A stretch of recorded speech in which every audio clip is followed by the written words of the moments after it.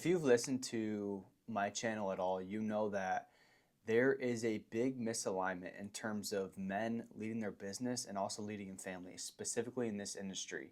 And what I am specifically going to be talking about here is how men need to start acting like men and not boys. There's too many boys in this industry that aren't acting like men. Am I saying that I have this down to a T? Absolutely not. Like, I fall short all the time. But the reason that I feel called to actually make this video specifically about this topic is because I've personally experienced some of these things. I have a lot of friends in this industry. I know people in this industry. I talk to a lot of people in this industry. And it just comes down to the same foundational principles that I see time and time again. And what it comes down to is they don't have a core foundation. Business owners, men in this industry, they don't have a core foundation that they can cling to.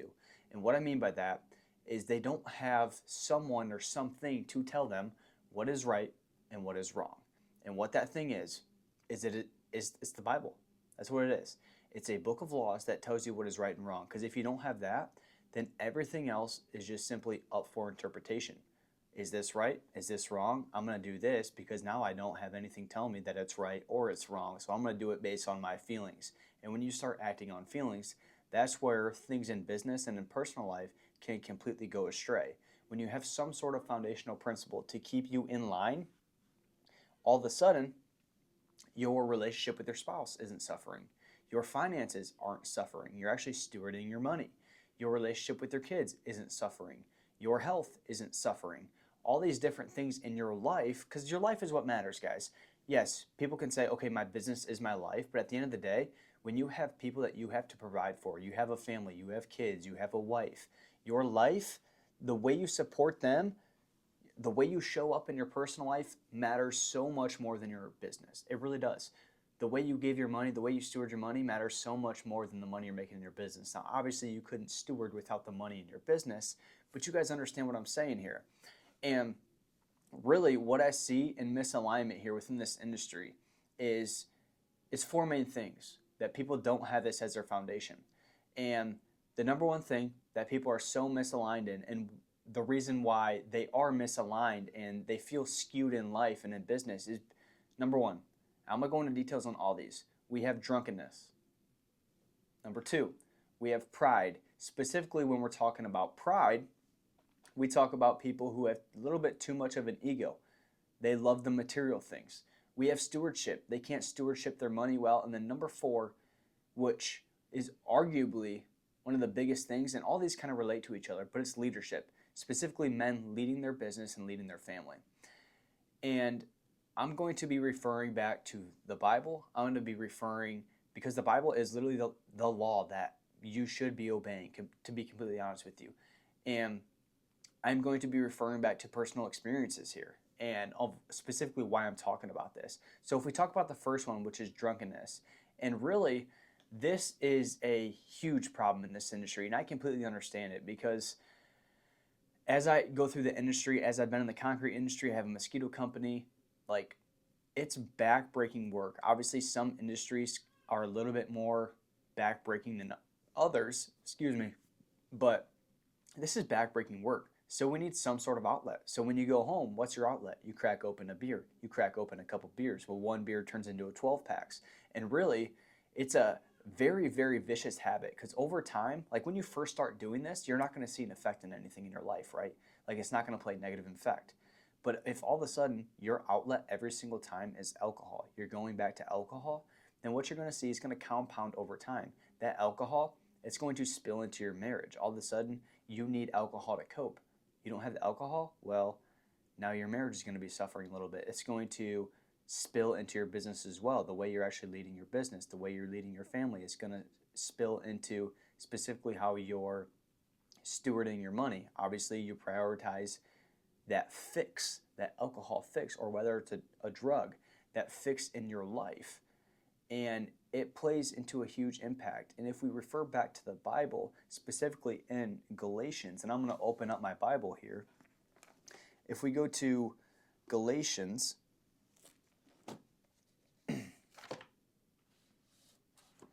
chapter 5, 19 through 21. I'm going to read this out loud. When you follow the desires of your sinful nature, the results are very clear: sexual immorality, impurity, lustful pleasures, idolatry, sorcery, hostility, quarreling, jealousy, outbursts of anger, selfish ambition, dissension, division, envy, drunkenness, wild parties, and other sins like these. Let me tell you again, as I have before, that anyone living that sort of life will not inherit the kingdom of God. And so this is your foundation in terms of this habitual sin. I am not saying, and what this verse is not saying that drinking alcohol is bad. The overconsumption of alcohol to where it literally controls your everyday life, to where you need your alcohol fix on the weekend, you need your alcohol fix after work because of a stressful day, that's very negative. It impacts every other aspect of your life, your family, your relationships, your business, your finances. It all flows into one another. And moving on to the second thing, which is pride. And this is something that this industry really falls short on. And obviously you can say like, okay, it's not necessarily this industry, it's just people in general. That's easy to say. You can say that about anything. But this industry specifically has so much pride issues. And what I mean by pride is it's material things. It's, okay, I just got a $5,000 check written my way. I'm profiting $2,500, which obviously that's 50%. Most people aren't working on 50% profit margins. But I get to go spend this money on, I'm going to lift up my truck, or I'm going to buy this super, super nice truck, or I'm going to go buy this boat, or I'm going to buy this jet ski, or I'm going to go buy this side-by-side, or whatever it is. You buy a material thing to make you feel good, and you feeling good is, I should say, the way you feel good is by buying things to make other people think differently of you. And to be completely honest with you, I used to think this way, and sometimes I still do. Like, selfish desires do take over to where I think that, man, I need this specific thing because other people are going to view me in a certain way. And it's really just a selfish, prideful thing for me to think that way. One, because, like I said, all these kind of flow together. You're not stewarding your money. You're going out and you're just randomly spending money when you could be stewarding it a lot better. There's a lot other places where you could be maybe investing in your business or spending it on a specific family thing or giving it. That's an amazing thing to do. And this prideful ambition just takes over our lives in terms of I want because I have put in this effort. I've put in this effort. And there's always a place and time to reward yourself. I'm not saying that. But it's when you overconsume material things because you're finally making money or it makes you feel good. And then next thing you know, you have all these material things that you're paying for and your profit margins start to decrease in your life. You're not making as much money and you're wondering why your business is suffering. Is because your pride has taken over. Or if we talk about pride specifically, in Luke 12:15, it actually says, let me turn to it in my Bible.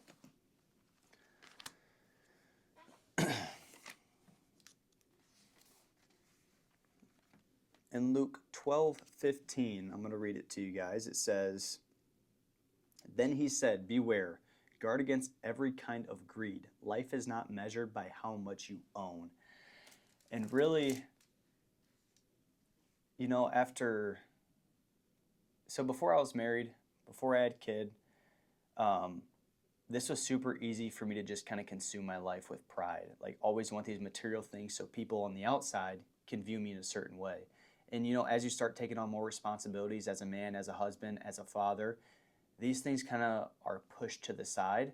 And it's just not as important as what it means to actually provide for your family and put your pride aside. And pride doesn't just go along with material things. Like, pride is also, it's in your marriage as well. I mean, you're prideful in not admitting that you're wrong. You're prideful in whatever it may be, a certain argument that you have with your wife. Like, pride shows up specifically in men. Like, men are super, super prideful. They don't need help.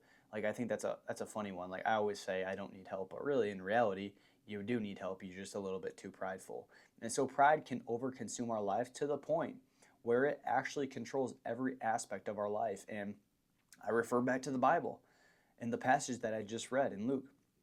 Like, there is a book that you can abide by and you can create that as your foundation. this can be your foundation on what is right. Like, should I be prideful in this area, or is this actually pride taking over my life? I don't know. Let's refer back to the Bible. Instead of being like, oh, I'm prideful and I'm just going to be prideful for my entire life, that's going to lead to a lot of deceptive tactics that the devil will play into your life. And then if we move on to the next one, which is stewardship. And like I said, these go hand in hand, but the way you steward your money is extremely important. And a lot of times we don't steward our money really well because our pride takes over. We want to actually buy that material things, and our profit margins aren't as good as, like I said. And actually, if we look in, I'm going to open my Bible once again I'm going to go to 1 Timothy chapter 9.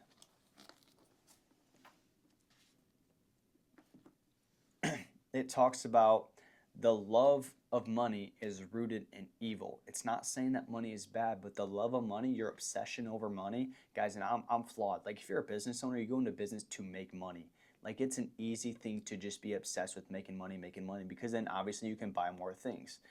And stewardship is just completely different. Like, when you view it in a different way, and a little backstory here. So in 2024, started a concrete company with a subcontractor. You guys may have heard this story before, and this is just a perfect example of someone who is not stewarding their money well and they're prideful. And I'm not saying I'm perfect in any way, but I had a subcontractor. I had to kick him off the job for different reasons, very valid reasons, but I did breach part of my agreement. And he found an opportunity within my agreement. He went through it with a fine-tooth comb, and he turned around, subpoenaed me for $35,000. Well, we settled it in mediation. We didn't end up going to court. And the dude was just so gung-ho. He was like a 50-some-year-old man, maybe even 60, I don't even know. He was a drug addict, alcoholic, I didn't even know at the time. And he needed money. He needed money so bad. And so he didn't have a foundation. He does not have a foundation. I hope he does find the foundation of the Bible. He didn't have a foundation to go off of. He didn't know what was right and wrong. Like, his interpretation of right was, I'm going to sue this guy. Even though deep down, like, yes, I did make the right decision. Sure, I breached part of my agreement, but he found an opportunity because in his eyes, it was valid and right of him to come at me for $35,000 and try to snag as much money as possible so he can go out for his next fix of drunkenness, whether it's drugs or alcohol. And this is just one example. Like, I've seen this time and time again. I hear stories all the time of people doing this, and I literally just refer back. Guys, it's the Bible. It's literally the Bible that can free you of everything, that can tell you what is right and wrong, how to live your life, the things you should and shouldn't do, how to lead your family the right way, which leads into our very next thing, which is leadership. So many men are failing to lead, and it's not just leading in business. Being a leader is hard in general, right? Especially if you're the man. Because what happens, well, I should say, it's very tough for a woman to lead as well. But a man needs to lead their family. A man needs to lead their family financially. A man needs to lead their family physically. A man needs to lead their family spiritually. A man needs to lead their family relationally, health-wise as well. Like, every aspect of life a man should lead.